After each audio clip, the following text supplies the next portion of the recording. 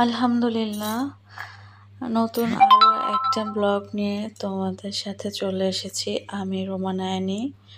তোমরা সবাই কেমন আছো? আলহামদুলিল্লাহ, আমি আল্লাহর রহমতে ভালো আছি। আশা করছি তোমরাও সবাই ভালো আছো। ছোট একটা কুকিং ব্লগ নিয়ে তোমাদের সাথে আজকে রাতে চলে এসেছি।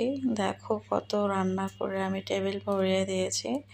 তোমাদের ভাইয়া যে বাজারগুলো নিয়ে এসেছিল তোমাদেরকে দেখিয়েছিলাম আগের ব্লগে, সেটাই সারাদিন ধরে একা হাতে কোটা বাছা ধোয়া করে এই রাতের বেলা এসেছি রান্না করতে।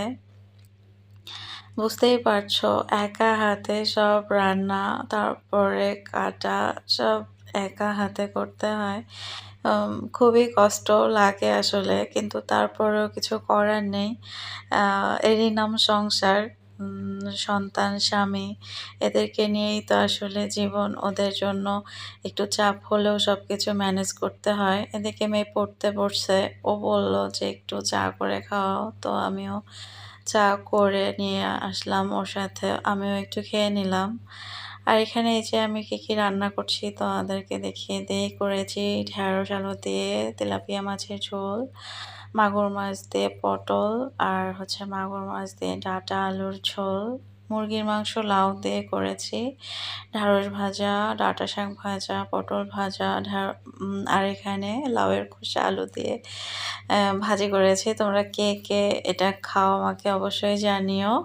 আর এই যে তোমাদের ভাইয়া লাউ আর মাগুর মাছ নিয়ে এসেই প্রথমে বলেছে এটা দিয়ে রান্না করো, লাস্টে ওটা রান্না করেছি।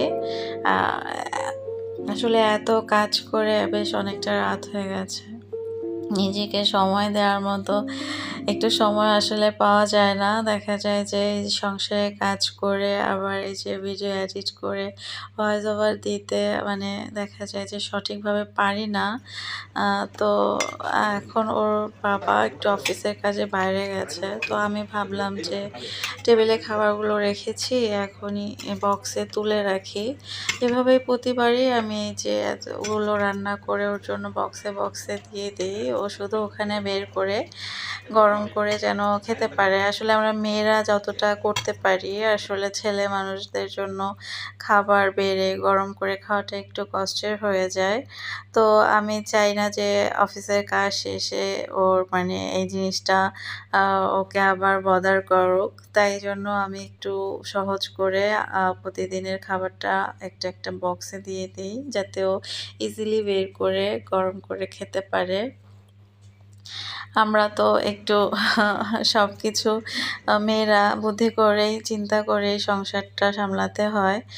তো এই যে আমি সব বক্সে তুলে দিয়েছি, যে এতগুলো বক্স ওর সাথে নিয়ে যাবে। আমি আগে থেকে বক্স রেডি করে ফ্রিজে রেখে দিলাম, যে যাওয়ার সময় ব্যাক করে দিব।